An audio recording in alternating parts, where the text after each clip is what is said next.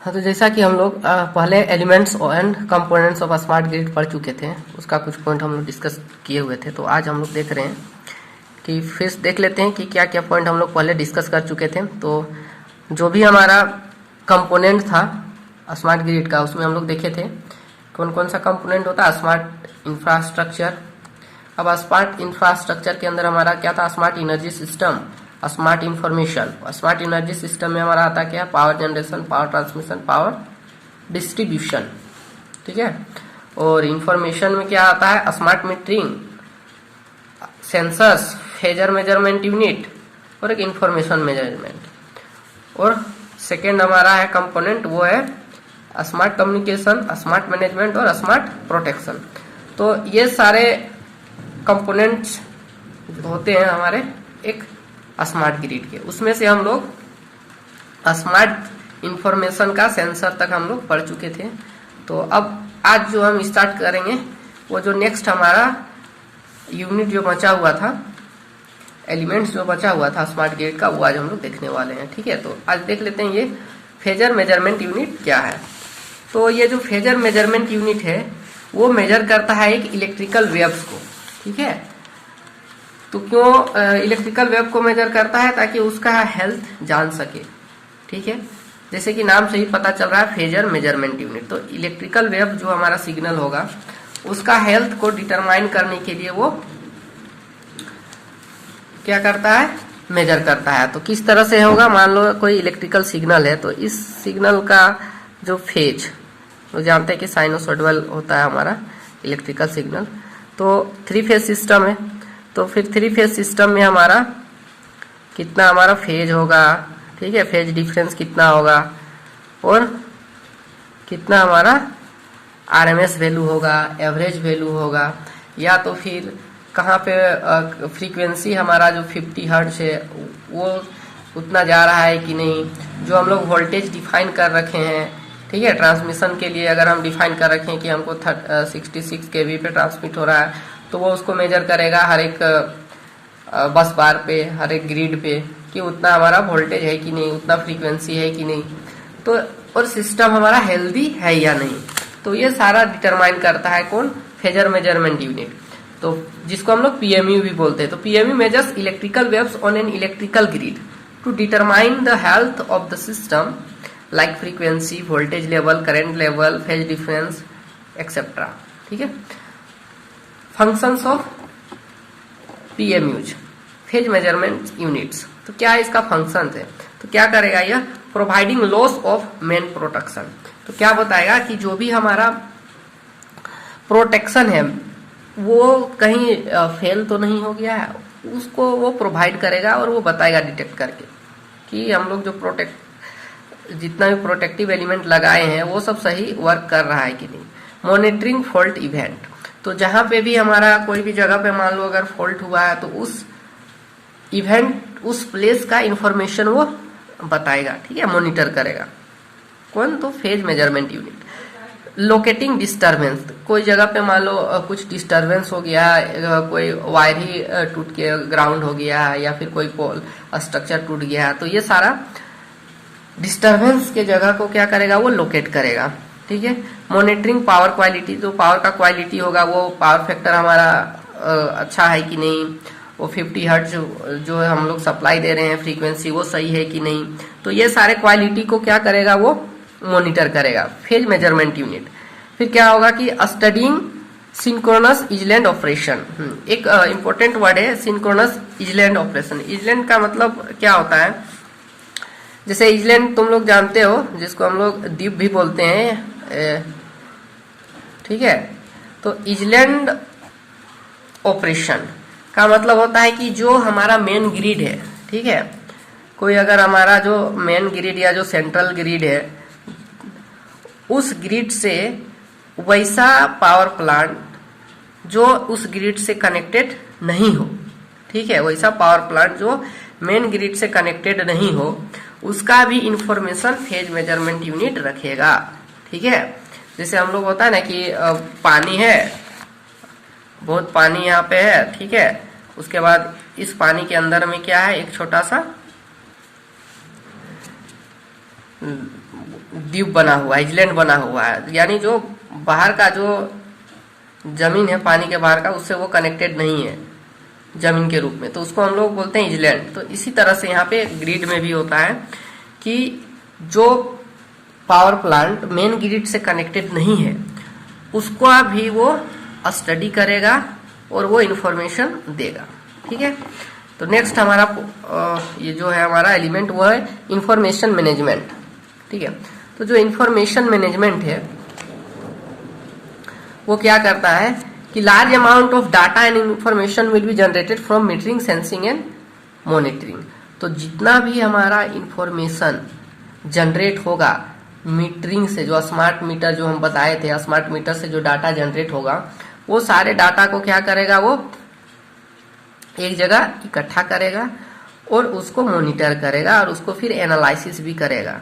ठीक है, तो और एनालिसिस करके फिर जितने भी डाटा है उसको एक साथ इंटीग्रेट करेगा, ऐड करेगा। अब मान लो बहुत सारे हमारा लोड सेंटर है, बहुत सारा जोन है, बहुत सारा सब स्टेशन है, तो ये सारे स्टेशन, जोन्स और जितने भी हमारे लोड सेंटर हैं सबका डाटा को एक जगह पे मिलाएगा और सबका एनालिसिस करेगा कि जो डाटा आया हुआ है वो सही है कि गलत है, फिर उसके लिए हम आगे किस तरह से डाटा को मैनेज कर सकते हैं। तो ये थे हमारा इंफॉर्मेशन मैनेजमेंट का।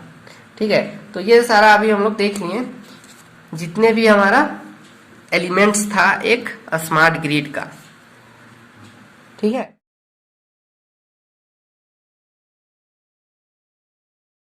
हाँ, तो जो अब नेक्स्ट टॉपिक है वो हमारा क्या है, स्मार्ट कम्युनिकेशन। ठीक है, तो smart communication is the most important component of our smart grid. Without, अगर हमारा स्मार्ट कम्युनिकेशन नहीं होगा through all power plant, overall transmission line, overall substation, overall load, तो जो भी हमारा एनर्जी का मैनेजमेंट होगा वो सही से नहीं होगा। ठीक है, तो कम्युनिकेशन बहुत इम्पोर्टेंट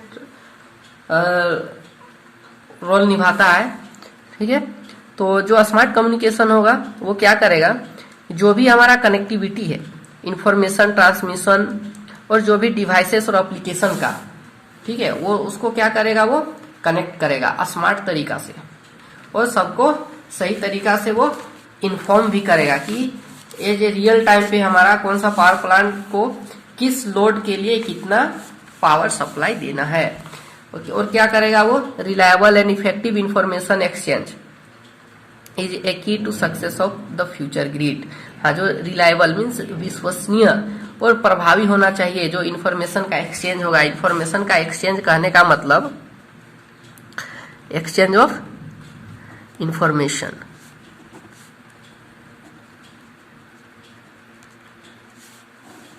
वो बहुत ही प्रभावी और विश्वसनीय होना चाहिए, तभी कोई भी सिस्टम अच्छा से काम करेगा, अच्छा से वो प्रॉपरली क्या प्रोडक्शन कर पाएगा और जो भी हमारा पावर प्लांट या जो भी ट्रांसमिशन लाइन है वो इकोनॉमिकल होंगे। ठीक है, जैसे एक्सचेंज ऑफ इंफॉर्मेशन के बारे में हम थोड़ा सा बता रहे हैं। क्या होगा कि मान लो यहाँ से हमारा एक पावर प्लांट है, ठीक है, जो कि 50 मेगावाट का पावर जनरेट कर रहा है। ये थ्रू ट्रांसमिशन लाइन क्या होगा, ये सब स्टेशन पे जाएगा, सब स्टेशन से डिफरेंट लोड पे जाएगा। तो जो हमारा कम्युनिकेशन सिस्टम है स्मार्ट कम्युनिकेशन, वो क्या होना चाहिए, वो विश्वसनीय होना चाहिए कि ये जो हमारा पावर प्लांट 50 मेगावाट जनरेट कर रहा है और उसको ये लोड कितना यूज कर रहे हैं। ठीक है, मान लो 50 मेगावाट ये जनरेट कर रहा है और ये 40 मेगावाट ही, सारे लोड मिलकर 40 मेगावाट ही पावर को कंज्यूम कर रहे हैं। तो ये जो हमारा इंफॉर्मेशन टेक्नोलॉजी है, कम्युनिकेशन टेक्नोलॉजी है, वो उस जो भी एनर्जी मैनेजमेंट सिस्टम होगा वो सही बताएगा कि हमारा जो है 10 मेगावाट पावर का खपत नहीं हो रहा है, तो वो पावर प्रोड्यूस करना ये बंद कर देगा, यानी ये फिर 40 मेगावाट ही पावर जनरेट करेगा। ठीक है, तो इस तरह से वो इंफॉर्मेशन का एक्सचेंज होना बहुत ही इम्पोर्टेंट है।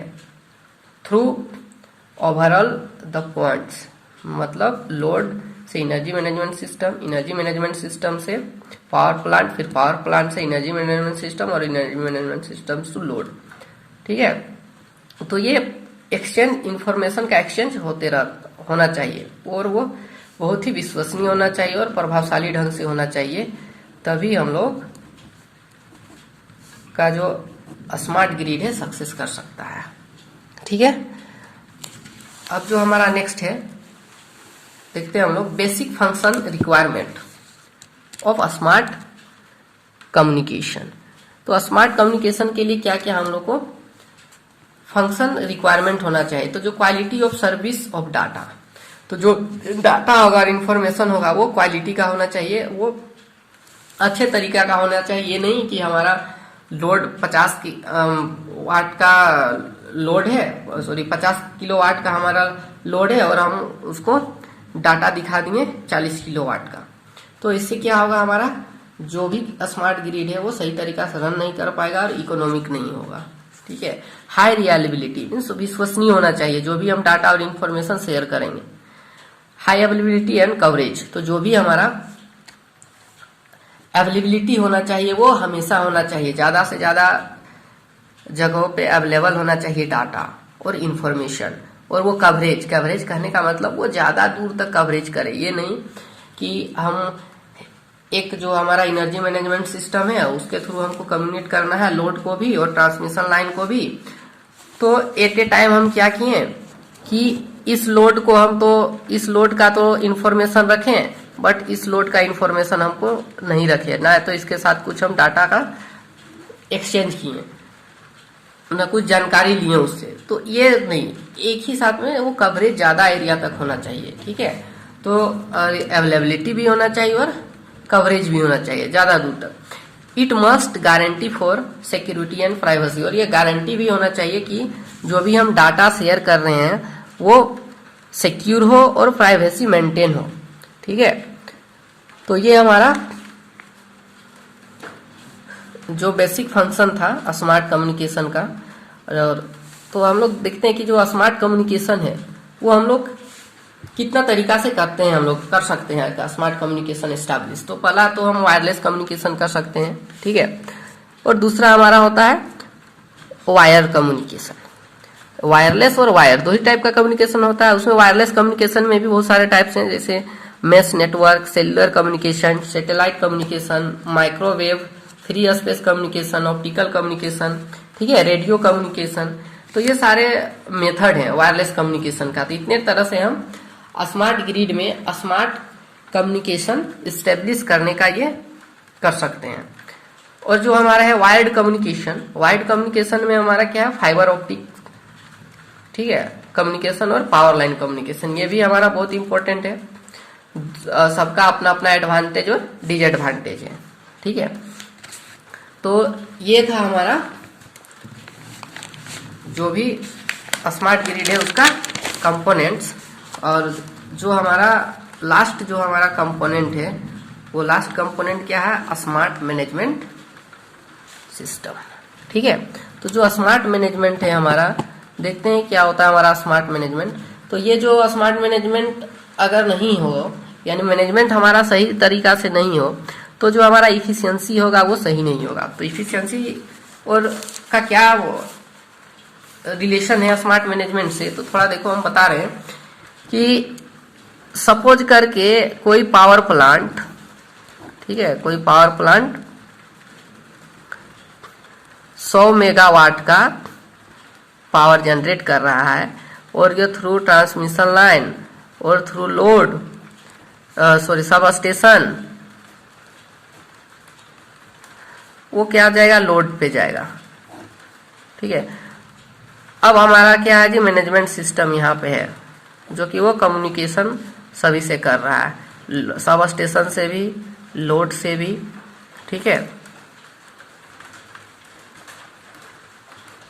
ट्रांसमिशन लाइन से भी और पावर प्लांट से भी, टू वे कम्युनिकेशन होगा। ठीक है, तो ये कम्युनिकेशन हमारा,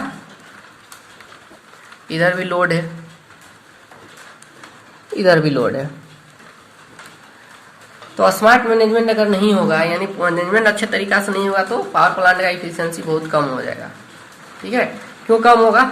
अगर ये 100 वाट का मेगावाट का पावर जनरेट कर रहा है रियल टाइम पे, और मैनेजमेंट क्या करेगा कि 50 मेगावाट का ही बिजली को बेचेगा रियल टाइम पे, तो इसका जबकि 100 मेगावाट जनरेट कर रहा है, 50 मेगावाट ही वो मैनेजमेंट जो है वो पावर को बेच पा रहा है, सप्लाई कर पा रहा है, तो उसको 50 मेगावाट का ही यूनिट 50 मेगावाट का ही जो कॉस्ट होगा वो मिलेगा। 100 मेगावाट का तो आएगा नहीं, क्योंकि जितना जो लोड है हमारा वो 50 मेगावाट तक का ही लोड को वो सप्लाई दिया है, इतना ही बिजली बेच रहा है, तो इसका बहुत सारा लॉस हो जाएगा।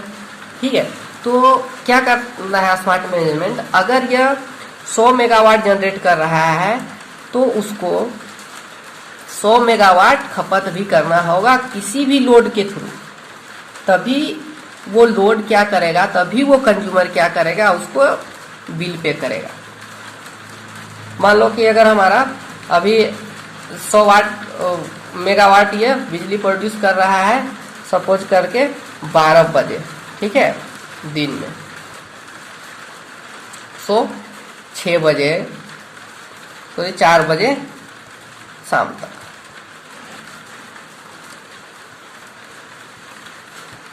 अगर इस इंटरवल पे 100 मेगावाट कर रहा है और इस इंटरवल पे 100 मेगावाट बिजली वो लोड को बेच रहा है, कंज्यूमर को दे रहा है, लेकिन अगर क्या होता है कि जैसे जैसे रात शाम होगा, 6 बजेगा, 8 बजेगा, तो लोड की ज़्यादा डिमांड हो जाती है, तो हम 100 मेगावाट जनरेट कर रहे हैं और 100 मेगा अब हमारा जो शाम का समय 6 बजे, ठीक है, 6 PM से 8 PM पे हमको 150 मेगावाट का बिजली का जरूरत पड़ गया।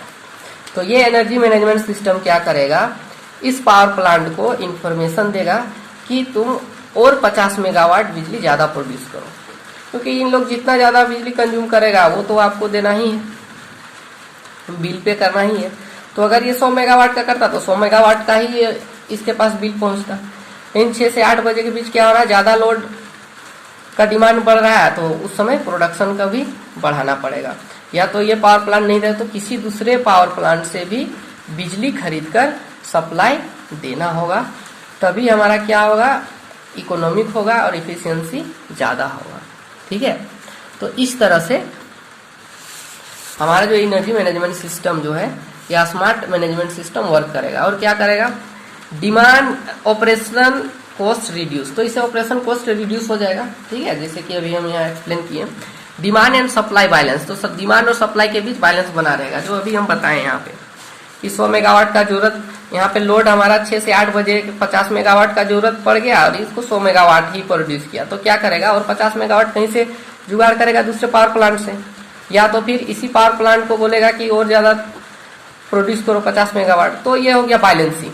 ठीक है, या तो फिर ऐसा भी नहीं होना चाहिए कि ये 100 मेगावाट जनरेट कर रहा है और लोड हमारा सुबह के टाइम पे, भोर के टाइम पे 5 या 4 बजे, 5 से 6 बजे सुबह में सपोज 50 मेगावाट ही लोड कंज्यूम कर रहा है, तो उस टाइम फिर इसको क्या करना होगा, कम करना पड़ेगा, रिड्यूस करना पड़ेगा। तो ये जो मैनेजमेंट सिस्टम है वो उसको मैनेज करेगा। ठीक है, तभी क्या होगा, लोड और जो पावर प्लांट है वो क्या होगा, बैलेंस होगा, यानी डिमांड और जो सप्लाई है उसके बीच बैलेंस होगा। ठीक है, तो जो इमिशन कंट्रोल हो जाएगा, उससे फिर यूटिलिटी मैक्सिमाइज हो जाएगा, यूटिलिटी में जो भी यूज होगा वो मैक्सिमाइजेशन हो जाएगा। ठीक है, इस तरह से। और एक है हमारा स्मार्ट प्रोटेक्शन, तो स्मार्ट प्रोटेक्शन भी होना चाहिए, क्योंकि फॉल्ट हमेशा होते रहते हैं, तो उसके लिए हमारा पावर कट ना हो, कंज्यूमर उसे समस्या से ना जूझे, इसीलिए प्रोटेक्शन भी स्मार्ट तरीका से होना चाहिए। ठीक है, तो स्मार्ट प्रोटेक्शन में किस तरह से होगा, तो क्या क्या करेगा, यह सिस्टम को रिलायबिलिटी बना देगा, विश्वसनीय बना देगा। मान लो अगर कहीं फॉल्ट हो गया तो वो तुरंत क्या हो जाएगा, ऑटोमेटिक वो फॉल्ट रिमूव भी हो जाएगा। ठीक है, फेल्यूर प्रेडिक्शन एंड प्रिवेंशन, जो हमारा फेल्यूर है, मीन्स जो भी हमारा फॉल्ट हो जाएगा उसको वो पहले से प्रिडिक्ट करेगा, पहले से ही वो प्रेडिक्शन निकालेगा कि कहाँ फॉल्ट होने वाला है, क्या दिक्कत होने वाला है। जैसे अभी मान लो कि अचानक से आंधी तूफान आने लगा, तो वो जो स्मार्ट प्रोटेक्शन है वो पहले से डिटेक्ट कर सकता है कि कहाँ पे फॉल्ट होने की संभावना ज़्यादा है, वहाँ से वो पहले ही प्रिवेंशन प्रोवाइड करके रहेगा। ठीक है, और उसको फिर रिकवरी भी करेगा, आइडेंटिफाई भी करेगा जो भी हमारा सिस्टम में फॉल्ट होगा, और जो भी माइक्रो ग्रिड है उसको भी प्रोटेक्ट करेगा।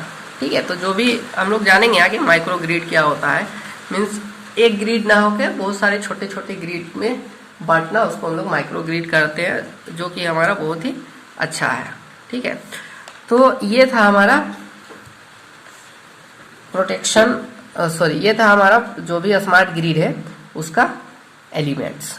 ठीक है, और स्मार्ट प्रोटेक्शन जो था लास्ट एलिमेंट था जो हम लोग सब डिस्कस कर चुके हैं। तो नेक्स्ट लेक्चर में हम लोग देखेंगे कि हमारा क्या क्या स्टैंडर्ड होता है। ठीक है, एक स्मार्ट ग्रिड के लिए क्या स्टैंडर्ड होना चाहिए। तो बस आज के लिए इतना ही।